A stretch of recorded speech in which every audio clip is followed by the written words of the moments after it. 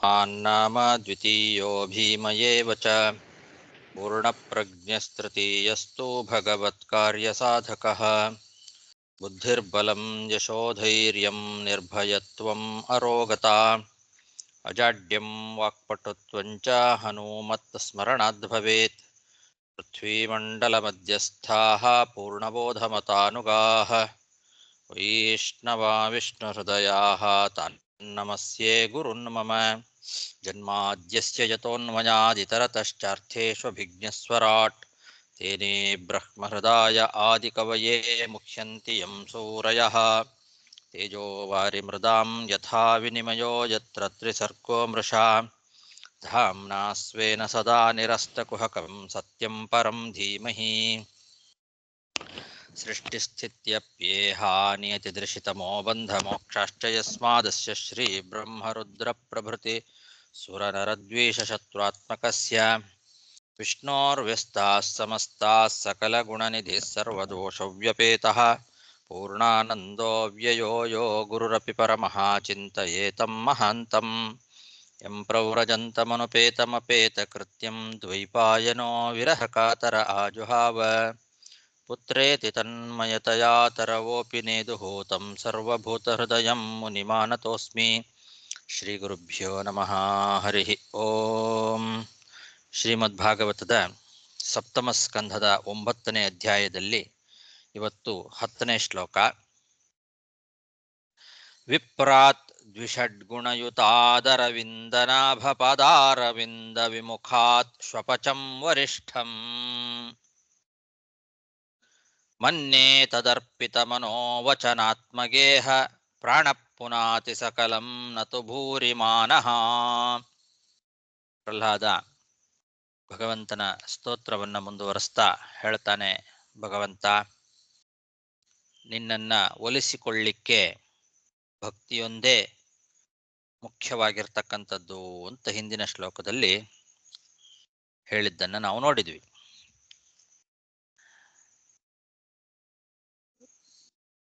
ಭಗವಂತನನ್ನ ಒಲಿಸಿಕೊಳ್ಳಿಕ್ಕೆ ಯಾವುದೇ ಜಾತಿ, ಸತ್ಕುಲ ಪ್ರಸೂತಿ, ಶರೀರದ ಸೌಂದರ್ಯ, ತಪಸ್ಸು, ವಿದ್ಯೆ ಇದ್ಯಾವುದೂ ಕೂಡ ಮುಖ್ಯ ಅಲ್ಲ. ಭಕ್ತಿಯೊಂದೇ ಮುಖ್ಯವಾದದ್ದು. ಬ್ರಾಹ್ಮಣನಾಗಿ ಹುಟ್ಟಿ ಬ್ರಾಹ್ಮಣರಲ್ಲಿ ಇರಬೇಕಾದಂತಹ 12 ಗುಣಗಳು, ಆ 12 ಗುಣಗಳನ್ನ ಸಂಪಾದನೆ ಮಾಡಿದ ಒಬ್ಬ ಬ್ರಾಹ್ಮಣನೂ ಕೂಡ ದ್ವಿಷಡ್ಗುಣಯುತಾತ್ ಅಂತ ಹೇಳಿದ್ದಾರೆ. ದ್ವಿಷಡ್ಗುಣಯುತ ಅಂದ್ರೆ 12 ಗುಣಗಳಿಂದ, ಜ್ಞಾನ, ಸತ್ಯ, ದಮ, ಶಮ ಮೊದಲಾದಂತಹ 12 ಗುಣಗಳು. ಈ 12 ಗುಣಗಳಿಂದ ಕೂಡಿರ್ತಕ್ಕಂತಹ ಬ್ರಾಹ್ಮಣನೂ ಕೂಡ ಒಂದು ವೇಳೆ ಆ ಭಗವಂತನ ಪಾದಕಮಲಗಳಿಂದ ವಿಮುಖನಾದ ಅಂತಾದರೆ, ನಾನೇ ಸ್ವತಂತ್ರ ಅಂತ ಅವನಿಗೇನಾದರೂ ಭಾವನೆ ಬಂದರೆ, ಅಹಂಕಾರದಿಂದ ಬೀಗಿಬಿಟ್ಟ ಅಂತಾದ್ರೆ ಆ ಬ್ರಾಹ್ಮಣ ಅಂತಹ ಒಬ್ಬ ಬ್ರಾಹ್ಮಣನಿಗಿಂತ ಆ ಪದ್ಮನಾಭನಾದ ಭಗವಂತನ ಪಾದಕಮಲಗಳಲ್ಲೇ ಮನಸ್ಸನ್ನ, ಮಾತುಗಳನ್ನ, ಶರೀರ, ಮನೆ, ಪ್ರಾಣ ಎಲ್ಲವನ್ನೂ ಅರ್ಪಣೆ ಮಾಡಿರ್ತಕ್ಕಂತಹ ಒಬ್ಬ ಕೀಳು ಮಟ್ಟದ ಜನ, ಅಂತ್ಯ ಜನ, ಅವನೇ ಶ್ರೇಷ್ಠ ಅಂತ ನನ್ನ ಅಭಿಪ್ರಾಯ. ಇದು ಪ್ರಹ್ಲಾದ ಹೇಳೋ ಮಾತು. ಆ ಅಂತ್ಯಜ ಏನಿದ್ದಾನೆ ಅವನೇ ಇಡೀ ಜಗತ್ತನ್ನ ಪವಿತ್ರವನ್ನಾಗಿ ಮಾಡ್ತಾನೆ, ಹೊರತು ಈ ಮಹಾ ಅಹಂಕಾರಿಯಾದಂತಹ ಬ್ರಾಹ್ಮಣ ಅಲ್ಲ ಅಂತ. ಅಂದ್ರೆ ಬ್ರಾಹ್ಮಣನಾಗಿ ಹುಟ್ಟಿದ್ರೂ ಕೂಡ ಭಗವಂತನ ಪಾದಕಮಲಗಳಲ್ಲಿ ಭಕ್ತಿ ಇಲ್ಲ ಅಂತಾದರೆ, ಅಂತಹ ಒಬ್ಬ ಬ್ರಾಹ್ಮಣನಿಗಿಂತ ಭಗವಂತನ ಪಾದಕಮಲಗಳಲ್ಲಿ ಭಕ್ತಿಯನ್ನ ಹೊಂದಿ ಎಲ್ಲವನ್ನೂ ಭಗವಂತನಿಗೆ ಸಮರ್ಪಣೆ ಮಾಡಿದ ಸರ್ವಸಮರ್ಪಣಾ ಭಾವವುಳ್ಳಂತಹ ಒಬ್ಬ ಅಂತ್ಯಜಾತಿಯಲ್ಲಿ ಹುಟ್ಟಿದವನು, ಅವನು ಕೂಡ ಅವನೇ ಶ್ರೇಷ್ಠ ಇವನಿಗಿಂತ ಅಂತ. ದ್ವಿಷಡ್ಗುಣ ಯುತಾತ್ ಅಂತ ಹೇಳಿದ್ದಾರೆ. 12 ಗುಣಗಳು ಬ್ರಾಹ್ಮಣರಲ್ಲಿ ಇರಬೇಕಾದಂತಹ 12 ಗುಣಗಳು. ಅದ್ಯಾವುದು 12 ಗುಣಗಳು ಅನ್ನೋದನ್ನ ಮಹಾಭಾರತದಲ್ಲಿ ಹೇಳಿದ್ದಾರೆ. ಬ್ರಾಹ್ಮಣರಲ್ಲಿ ಇರಬೇಕಾದಂತಹ 12 ಗುಣಗಳು. ಅದನ್ನ ಮಧ್ವಾಚಾರ್ಯರು ನಮಗೆ ತಾತ್ಪರ್ಯದಲ್ಲಿ ತಿಳಿಸಿಕೊಡ್ತಾರೆ. ಜ್ಞಾನಂ ಚ ಸತ್ಯಂ ಚ ದಮಃ ಶಮಶ್ಚ ಅಮಾತ್ಸರ್ಯಂ ಹ್ರೀಸ್ತಿತಿಕ್ಷಾನಸೂಯಾ ದಾನಂ ಚ ಯಜ್ಞಶ್ಚ ತಪಶ್ರುತಂ ಚ ಮಹಾವ್ರತಾ ದ್ವಾದಶ ಬ್ರಾಹ್ಮಣಸ್ಯ ಇತಿ ಭಾರತೆ. ಮಹಾಭಾರತದಲ್ಲಿ ಬ್ರಾಹ್ಮಣರಲ್ಲಿ ಇರಬೇಕಾದಂತಹ 12 ಗುಣಗಳು ಯಾವುದು ಅಂತಂದ್ರೆ ಜ್ಞಾನ, ಸತ್ಯ, ದಮ, ಶಮ, ಅಮಾತ್ಸರ್ಯ, ಮಾತ್ಸರ್ಯ ಇಲ್ಲದೇ ಇರುವಿಕೆ, ಹ್ರೀ ಅಂದ್ರೆ ನಾಚಿಕೆ, ತಿತಿಕ್ಷಾ ಸಹಿಸಿಕೊಳ್ಳುವ ಬುದ್ಧಿ, ದ್ವಂದ್ವಗಳನ್ನ ಸಹಿಸಿಕೊಳ್ಳಬೇಕು. ದ್ವಂದ್ವ ಅಂದ್ರೆ ಸುಖ ದುಃಖಗಳು, ಲಾಭಾಲಾಭಗಳು, ಜಯಾಜಯ ಅಪಜಯಗಳು, ಇವುಗಳನ್ನ ಸಹಿಸಿಕೊಳ್ಳುವಂತಹ ಬುದ್ಧಿ. ಯಾವುದು ಬಂದರೂ ಏಕರೂಪತೆಯಿಂದ ಇರುವಂಥದ್ದು. ತಿತಿಕ್ಷಾ, ಅನಸೂಯ, ಮತ್ತೊಬ್ಬರ ಮೇಲೆ ಹೊಟ್ಟೆ ಕಿಚ್ಚಿರಬಾರದು. ದಾನ, ಸತ್ಪಾತ್ರರಿಗೆ ದಾನವನ್ನ ಮಾಡ್ತಕ್ಕಂಥದ್ದು. ಯಜ್ಞ, ಬ್ರಹ್ಮಯಜ್ಞಾದಿ ಪಂಚಯಜ್ಞಗಳು. ತಪಸ್ಸು, ಏಕಾದಶ ಉಪವಾಸ, ಚಾಂದ್ರಾಯಣಾದಿ ತಪಸ್ಸು. ಶ್ರುತಂ, ಸಚ್ಚಾಸ್ತ್ರ ಶ್ರವಣ. ಇದೇ ಬ್ರಾಹ್ಮಣರಲ್ಲಿ ಇರಬೇಕಾದಂತಹ ಮಹಾವ್ರತಗಳು, 12 ಗುಣಗಳು ಅಂತ ಹೀಗೆ ಹೇಳಿದ್ದಾರೆ. ಇದು 12 ಗುಣಗಳು. ಆದರೆ ಭಗವದ್ಭಕ್ತಿ ಅಂತನ್ನೋದು ಇಲ್ಲದೆ ಇದಿದ್ರೂ ಪ್ರಯೋಜನ ಇಲ್ಲ ಅಂತ ಅಭಿಪ್ರಾಯ. ಬೇರೆ ವ್ಯಾಖ್ಯಾನಕಾರರು ಈ ಬ್ರಾಹ್ಮಣರ 12 ಗುಣಗಳು ಯಾವುದು ಅಂತನ್ನೋದಕ್ಕೆ ಹಿಂದಿನ ಪದ್ಯದಲ್ಲಿ ಹೇಳಿದ ಐಶ್ವರ್ಯ, ಕುಲ, ರೂಪ ಮುಂತಾದವುಗಳು ಅಂತ ಹಾಗೆ ವ್ಯಾಖ್ಯಾನ ಮಾಡಿಬಿಟ್ಟಿದ್ದಾರೆ. ಇದರ ಹಿಂದಿನ ಪದ್ಯದಲ್ಲಿ ಹೇಳಿದ್ದಾರಲ್ಲ, ಅದೇ ಆ 12 ಗುಣಗಳು ಅಂತ ವ್ಯಾಖ್ಯಾನ ಮಾಡಿದ್ದಾರೆ. ಆದರೆ ಅವು ಬ್ರಾಹ್ಮಣರಲ್ಲಿ ಅವಶ್ಯ ಇರಬೇಕಾದ ಗುಣಗಳೇನಲ್ಲ.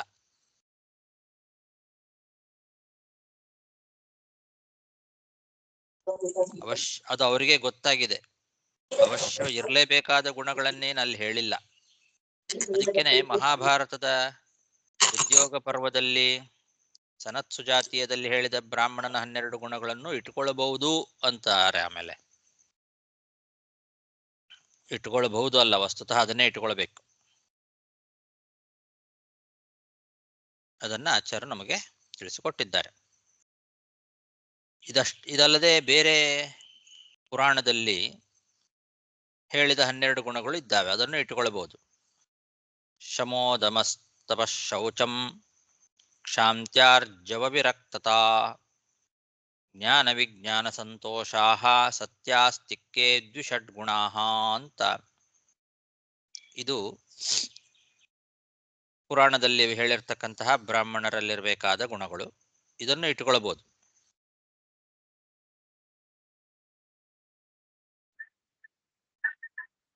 ಆದರೆ ವಿಜಯಧ್ವಜ ತೀರ್ಥರ ವ್ಯಾಖ್ಯಾನದಲ್ಲಿ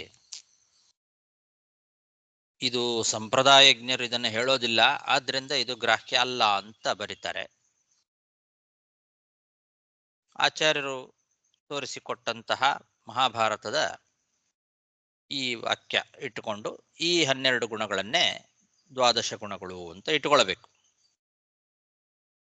ಈ ರೀತಿಯಾದ 12 ಗುಣಗಳಿಂದ ಕೂಡಿದ ಒಬ್ಬ ಬ್ರಾಹ್ಮಣನೂ ಕೂಡ ಭಗವಂತನಲ್ಲಿ ಭಕ್ತಿಯನ್ನ ಮಾಡಲಿಲ್ಲ ಅಂತಾದರೆ ನಾನೇ ಸ್ವತಂತ್ರ ಅನ್ನೋ ಅಹಂಕಾರ, ಅವನಿಗೆ ಮಾತ್ಸರ್ಯ ಮೊದಲಾದವುಗಳು ಬಂದು ಅವನಿಗೆ ಅಹಂಕಾರ ಬಂತು ಅಂತಾದರೆ, ಭಕ್ತಿ ಇಲ್ಲ ಅಂತಾದರೆ ಅವನಿಗಿಂತ ಎಲ್ಲವನ್ನೂ ಭಗವಂತನಿಗೆ ಸಮರ್ಪಣೆ ಮಾಡಿರ್ತಕ್ಕಂತಹ ಒಬ್ಬ ಅಂತ್ಯಜನೇ ಶ್ರೇಷ್ಠ. ಶ್ವಪಚ, ಅವನೇ ಶ್ವಪಚಂ ವರಿಷ್ಠಂ ಅಂತ. ಎಂಥ ಶ್ವಪಚ? ತದರ್ಪಿತ ಮನೋವಚನಾತ್ಮಗೇಹ ಪ್ರಾಣ ಅಂತ. ತದರ್ಪಿತ ಮನೋ ಅಂದರೆ ಭಗವಂತನಲ್ಲೇ ಅರ್ಪಣೆ ಮಾಡಿದ ಮನಸ್ಸು, ಮಾತು, ಶರೀರ, ಮನೆ ಮತ್ತು ಪ್ರಾಣ ಎಲ್ಲವನ್ನೂ ಭಗವಂತನಿಗೆ ಸಮರ್ಪಣೆ ಮಾಡಿರ್ತಕ್ಕಂತಹ ಒಬ್ಬ ಶ್ವಪಚನು ಕೂಡ ಇಂತಹ ಬ್ರಾಹ್ಮಣನಿಗಿಂತ ಶ್ರೇಷ್ಠ. ಅವನೇ ಸಕಲಂ ಪುನಾತಿ ನತು ಭೂರಿ ಮಾನಃ. ಎಲ್ಲವನ್ನೂ ಅವನೇ ಪವಿತ್ರ ಮಾಡ್ತಾನೆ. ಇಂತಹ ಅಂತ್ಯಜನೇ ಎಲ್ಲವನ್ನೂ ಪವಿತ್ರ ಮಾಡ್ತಾನೆ ಹೊರತು ಅಹಂಕಾರವುಳ್ಳಂತಹ ಬ್ರಾಹ್ಮಣ ಅಲ್ಲ. ಇದು ನನ್ನ ಅಭಿಪ್ರಾಯ ಅಂತ ಮನ್ಯೆ ಅಂತ ಪ್ರಹ್ಲಾದ ಹೇಳ್ತಾ ಇದ್ದಾನೆ. ವಿಪ್ರಾದ್ವಿಷಡ್ಗುಣಯುತಾದರವಿಂದನಾಭ ಪಾದಾರವಿಂದ ವಿಮುಖಾತ್ ಶ್ವಪಚಂ ವರಿಷ್ಠಂ ಮನ್ಯೇ ತದರ್ಪಿತ ಮನೋ ವಚನಾತ್ಮಗೇಹ ಪ್ರಾಣ ಪುನಾತಿ ಸಕಲಂ ನತು ಭೂರಿ ಮಾನಃ.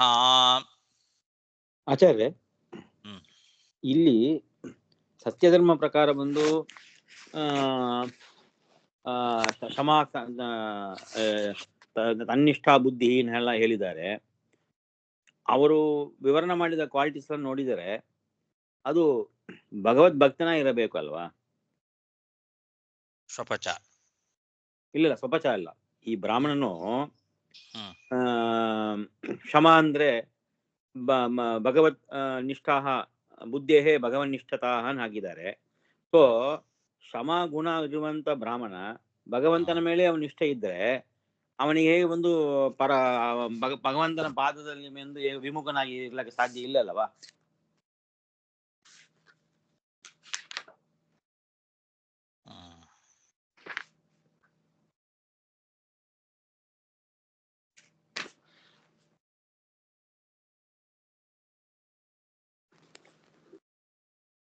ಅದೇ ತರ ಆಚಾರ ಅಮಾತ್ಯರಿಗೂ ಅದೇನೇ ಹೇಳ್ತಾರೆ. ನಮತ್ ವಶೋ ಅಸೋವಿತಿ ಚಿತ್ತದ ಇದಂ ಮಾತ್ಸರ್ಯ ಅವಸಮರ್ಯನಾಗಿದ್ದಾರೆ. ಸೊ ನನ್ನ ವಸತಿ ಏನು ಇಲ್ಲ ಅಂತ ಹೇಳಿದ್ದಾರೆ. ಅದು ಕೂಡ ಭಗವದ್ ಭಕ್ತನ ಲಕ್ಷಣವೇ ತರ ಇದೆ ಅಲ್ವಾ? ಸೊ ಹಾಗೆ ಹೇಳಿದ ಮೇಲೆ ಇದು ಹೇಗೆ ಸಮಂಜಸ ಆಗಿದೆ ಅರ್ಥ ಆಗ್ತಾ ಇಲ್ಲ. ಶ್ರುತಂದ್ರೆ ಶಸ್ತಾತ್ರ ಶ್ರವಣಂ ಹಾಕಿದ್ದಾರೆ.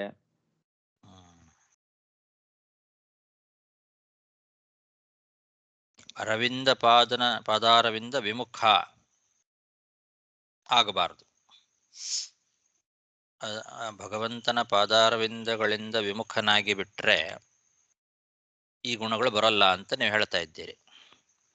ದ್ವಿಷಡ್ಗುಣ ಯುತತ್ವ ಬಂತು ಅಂದ್ರೆ ಅರವಿಂದ ಪಾದಾರವಿಂದ ವಿಮುಖತ್ವ ಬರೋದಿಲ್ಲ ಅಂತ ಒಂದಕ್ಕೊಂದಕ್ಕೆ ವಿರೋಧ ಇದೆ. ಹೌದು.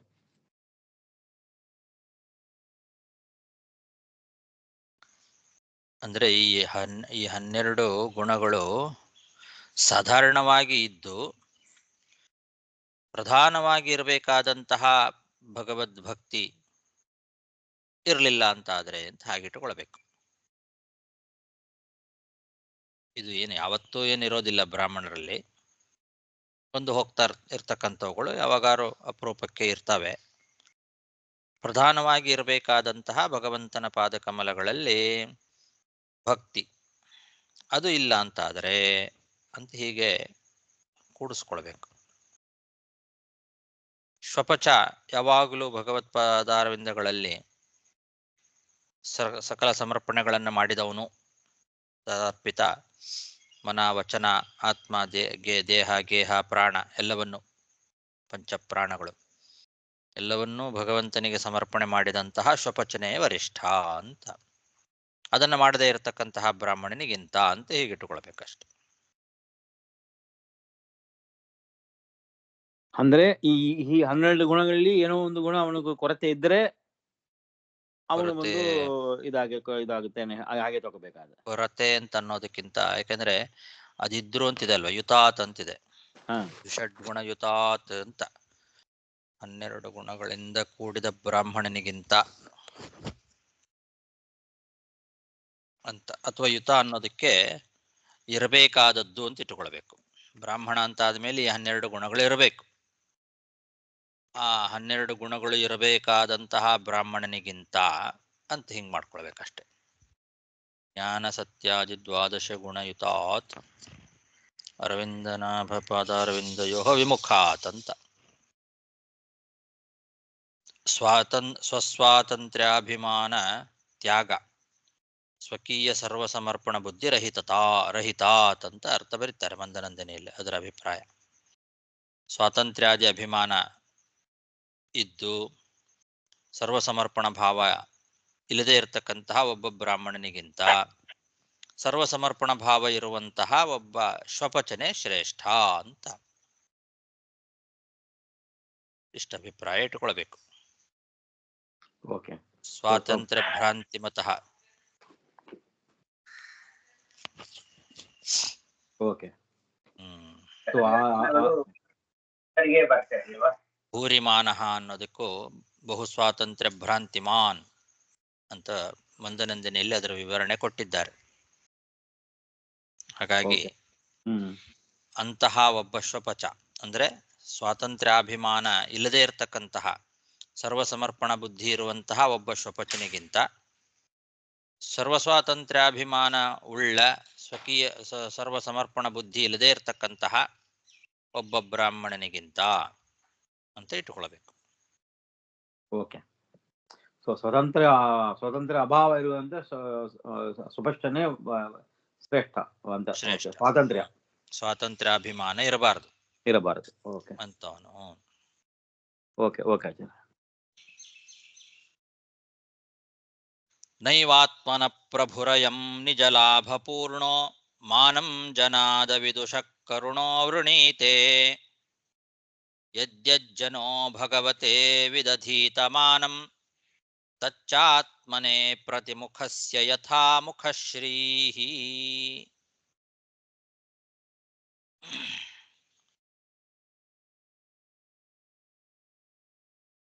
ಭಗವಂತನ ಪೂಜೆಯನ್ನ ನಾವು ಮಾಡಿ ಭಗವಂತನನ್ನ ಒಲಿಸಿಕೊಳ್ಳಬೇಕು ಅಂತಾದ್ರೆ ಏನು ಮಾಡಬೇಕು?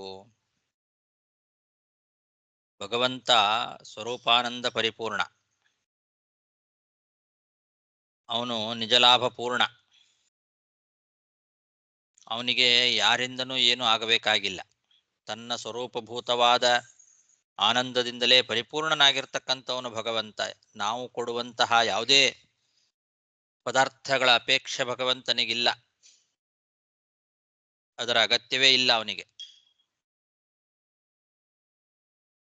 ಆದರೂ ಭಗವಂತ ನಾವು ಮಾಡುವ ಪೂಜೆಯನ್ನ ಸ್ವೀಕಾರ ಮಾಡಬೇಕು, ಅದರಿಂದ ಅವನು ಸಂತುಷ್ಟನಾಗಬೇಕು ಅಂತಂದ್ರೆ ಹೇಗೆ? ಮಹಾಜ್ಞಾನಿಗಳು ಮಾಡುವ ಪೂಜೆಯಿಂದಲೂ ಅವನಿಗೇನು ಲಾಭ ಇಲ್ಲ, ಅಜ್ಞ ಜನರು ಮಾಡುವ ಪೂಜೆಯಿಂದಲೂ ಅವನಿಗೇನು ಲಾಭ ಇಲ್ಲ. ಆದರೂ ಕರುಣಾಶಾಲಿಯಾದಂತಹ ಭಗವಂತ ಸ್ವೀಕಾರ ಮಾಡ್ತಾನೆ. ಯಾಕೆ ಅಂದ್ರೆ ಅವರ ಲಾಭಕ್ಕೋಸ್ಕರ. ಜ್ಞಾನಿಗಳು ಮಾಡುವ ಪೂಜೆಯನ್ನ ಸ್ವೀಕಾರ ಮಾಡೋದು ಯಾಕೆ ಅಂದ್ರೆ ಆ ಜ್ಞಾನಿಗಳಿಗೆ ಲಾಭ ಆಗಬೇಕಾಗಿದೆ. ನಾವು ಮಾಡುವ ಪೂಜೆಯಿಂದ ನಮಗೆ ಲಾಭ, ಭಗವಂತನಿಗೆ ಲಾಭ ಅಲ್ಲ. ಏನೋ ಭಗವಂತನಿಗೆ ನಾವು ಭಾರಿ ಉಪಕಾರ ಮಾಡ್ತಾ ಇದ್ದೇವೆ ಅನ್ನೋ ರೀತಿಯಲ್ಲಿ ಪೂಜೆ ಮಾಡ್ತಾರೆ ಕೆಲವರು. ನಾವು ಮಾಡಿದ್ರೇನೆ ಭಗವಂತನಿಗೆ, ಇಲ್ಲಾಂದ್ರೆ ಇಲ್ಲ ಅನ್ನೋ ರೀತಿ. ಭಗವಂತನಿಗೆ ಏನೂ ಲಾಭ ಇಲ್ಲ ಇದರಿಂದ. ಅಜ್ಞಾನಿಗಳು ಮಾಡುವ ಪೂಜೆಯನ್ನ ಸರ್ವಥಾ ಸ್ವೀಕಾರ ಮಾಡೋದಿಲ್ಲ ಭಗವಂತ. ಜ್ಞಾನಿಗಳು ಮಾಡುವ ಪೂಜೆಯನ್ನು ಕೂಡ ಭಗವಂತ ತನ್ನ ಲಾಭಕ್ಕೋಸ್ಕರ ಸ್ವೀಕಾರ ಮಾಡೋದಲ್ಲ, ಆ ಜ್ಞಾನಿಗಳ ಲಾಭಕ್ಕೋಸ್ಕರ ಸ್ವೀಕಾರ ಮಾಡ್ತಾ ಇದ್ದಾನೆ. ಅದನ್ನ ಭಗವಂತನಿಗೆ ಹೇಳ್ತಾನೆ ಪ್ರಹ್ಲಾದ.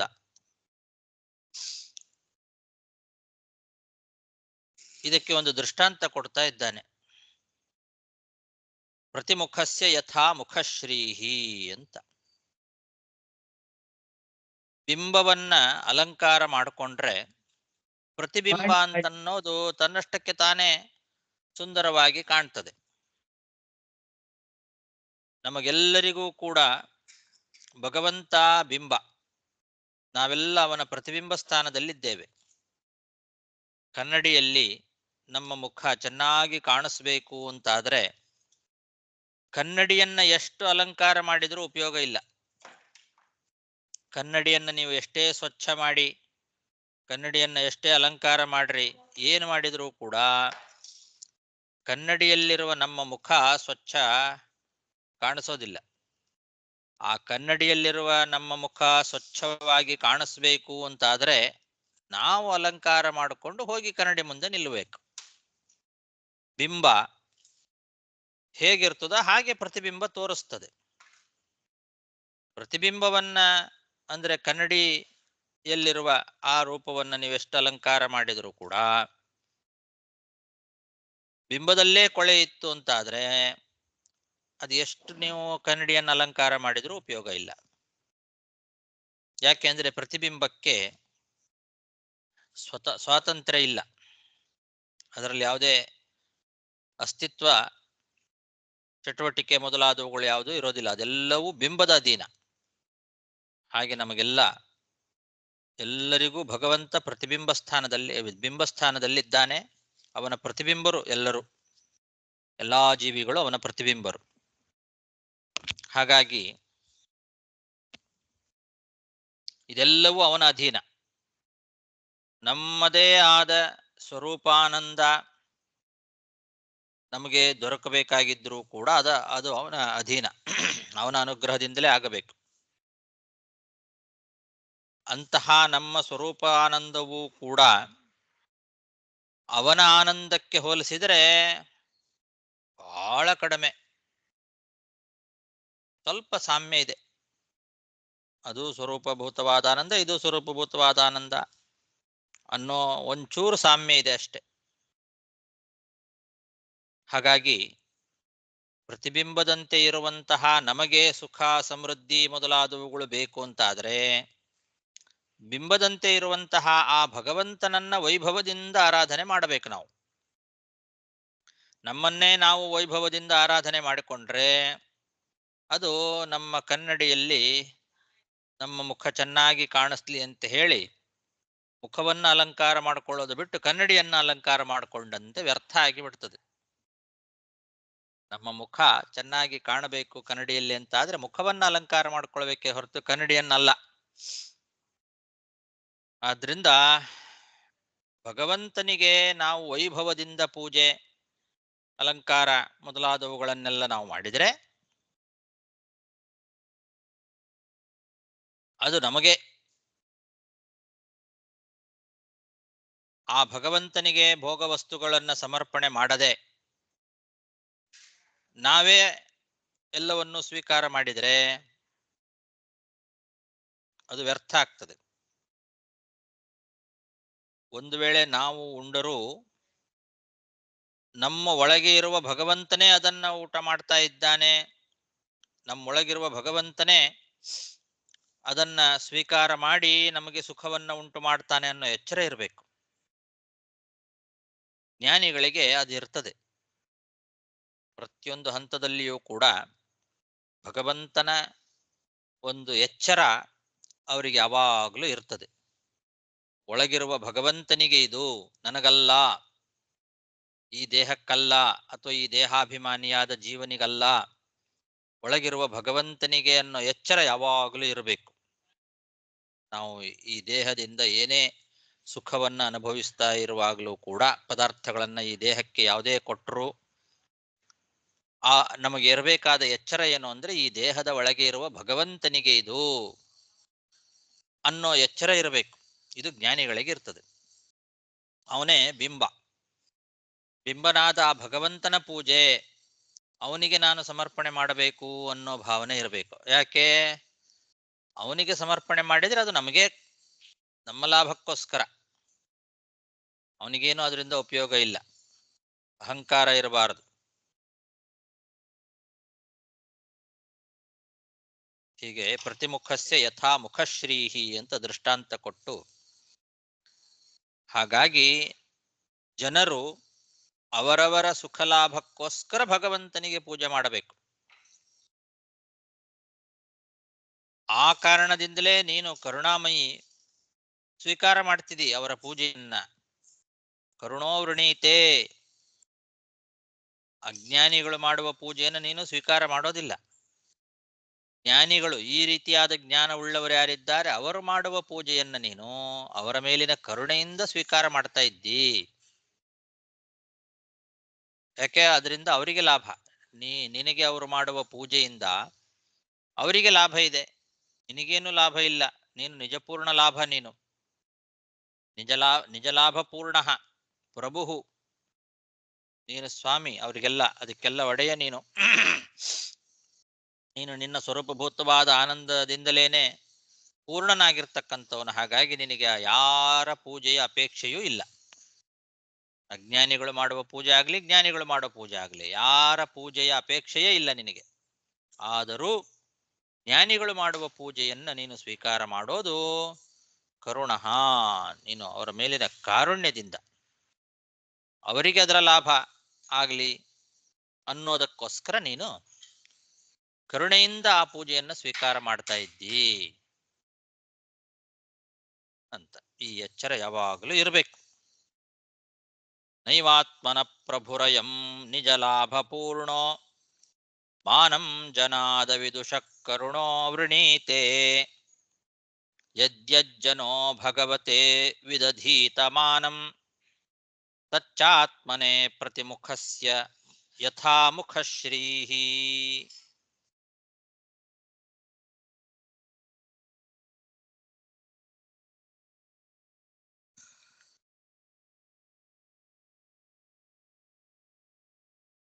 ಸಾಕಾ?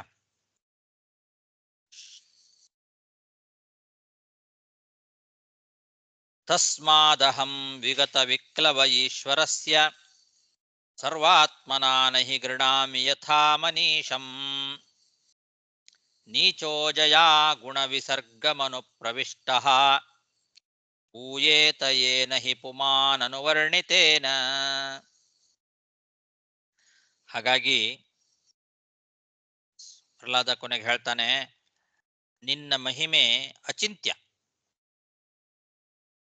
ಅದನ್ನ ಪೂರ್ಣವಾಗಿ ವರ್ಣನೆ ಮಾಡ್ಲಿಕ್ಕೆ ಯಾರ ಕೈಯಿಂದಲೂ ಸಾಧ್ಯ ಇಲ್ಲ. ನಾನು ಹೇಗೆ ಮಾಡಲಿ? ಅನಂತವಾದ ಮಹಿಮೆ ಉಳ್ಳವನು ನೀನು. ಹಾಗಾಗಿ ನಿನ್ನನ್ನ ಪೂರ್ತಿಯಾಗಿ ನಾನು ಸ್ತೋತ್ರ ಮಾಡಲಿಕ್ಕೆ ಸಾಧ್ಯ ಇಲ್ಲ. ಆದರೂ ನಿನ್ನ ಮಹಿಮೆಗಳನ್ನ ವರ್ಣನೆ ಮಾಡಿಯೇ ಈ ಸಂಸಾರ ಬಂಧನದಿಂದ ಮೋಕ್ಷವನ್ನ ಪಡಿಬೇಕು. ನಿನ್ನನ್ನ ವರ್ಣನೆ ಮಾಡಲಿಕ್ಕೆ, ಪೂರ್ತಿಯಾಗಿ ವರ್ಣನೆ ಮಾಡಲಿಕ್ಕೆ ಸಾಧ್ಯ ಇಲ್ಲ ಅನ್ನೋ ಕಾರಣದಿಂದ ಬಿಡಬಾರದು. ಯಥಾಶಕ್ತಿ ಈ ಒಂದು ಮಹಿಮೆಗಳನ್ನ ಸ್ತೋತ್ರ ಮಾಡಲೇಬೇಕು. ಈ ಸಂಸಾರದಲ್ಲಿ ಬಂಧಕ ಪ್ರಕೃತಿಯಿಂದ ಬದ್ಧರಾಗಿ ಸಂಸಾರದಲ್ಲಿ ಮುಳುಗಿ ದುಃಖ ಪಡ್ತಾ ಇರತಕ್ಕಂತಹ ಜೀವರುಗಳು ಈ ಬಂಧನದಿಂದ ಮುಕ್ತರಾಗಬೇಕು ಅಂತಾದರೆ ಆ ಭಗವಂತನ ಮಹಿಮೆಗಳನ್ನ ವರ್ಣನೆ ಮಾಡಲೇಬೇಕು. ಈ ಭಗವಂತನೇ ನನಗೆ ಮೋಕ್ಷವನ್ನ ಕೊಡ್ತಾನೆ, ಈ ಬಂಧನದಿಂದ, ಸಂಸಾರದಿಂದ, ಬಂಧನದಿಂದ ಬಿಡುಗಡೆ ಮಾಡುತ್ತಾನೆ ಅಂತನ್ನೋ ಒಂದು ದೃಢವಾದ ನಿಶ್ಚಯ ಇರಬೇಕು. ಮುಕ್ತಿ ಕೊಡ್ತಾನೋ ಇಲ್ವೋ ಅನ್ನೋ ಅನುಮಾನ ಇರಬಾರ್ದು, ಸಂಶಯ ಇರಬಾರ್ದು, ದೃಢವಾದ ನಂಬಿಕೆ ಇರಬೇಕು. ಆ ರೀತಿಯಾದ ನಂಬಿಕೆಯಿಂದ ಭಗವಂತನನ್ನ ಸ್ತೋತ್ರ ಮಾಡಿದರೆ, ಅವನ ಭಗವಂತನ ಮಹಿಮೆಗಳನ್ನ ವರ್ಣನೆ ಮಾಡಿದರೆ, ಆ ವರ್ಣನೆ ಮಾಡೋದರಿಂದಲೇನೆ ಭಗವಂತ ಈ ಸಂಸಾರದ ಬಂಧನದಿಂದ ಮೋಕ್ಷವನ್ನ ಕೊಡುತ್ತಾನೆ. ಹಾಗಾಗಿ ನಾನು ನಿನ್ನನ್ನ ಯಥಾಮತಿ ಸ್ತೋತ್ರ ಮಾಡಿಯೇ ಮಾಡ್ತೇನೆ ಅಂತಾನೆ. ನಿನ್ನನ್ನ ಪೂರ್ಣವಾಗಿ ಸ್ತೋತ್ರ ಮಾಡಲಿಕ್ಕೆ ಸಾಧ್ಯ ಇಲ್ಲ, ಆದರೂ ನಾನು ಯಥಾಮತಿ ನಿನ್ನನ್ನ ನಾನು ಸ್ತೋತ್ರ ಮಾಡಿಯೇ ತೀರ್ತೇನೆ. ತಸ್ಮಾದಹಂ ವಿಗತ ವಿಕ್ಲವ ಈಶ್ವರಸ್ಯ ಸರ್ವಾತ್ಮನಾ ನಹಿ ಗೃಣಾಮಿ ಯಥಾ ಮನೀಷಂ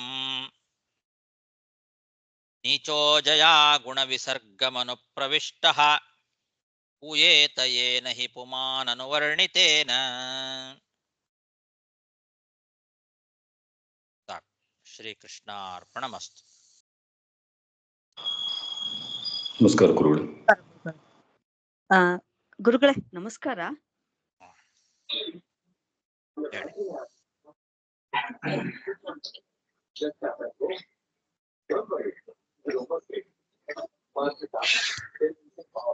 ಹೇಳಿ, ಕೇಳ್ತಾ ಇದ್ರಾ? ಏನಾರು ಕೇಳೋದಾದ್ರೆ ಕೇಳ್ಬೋದು.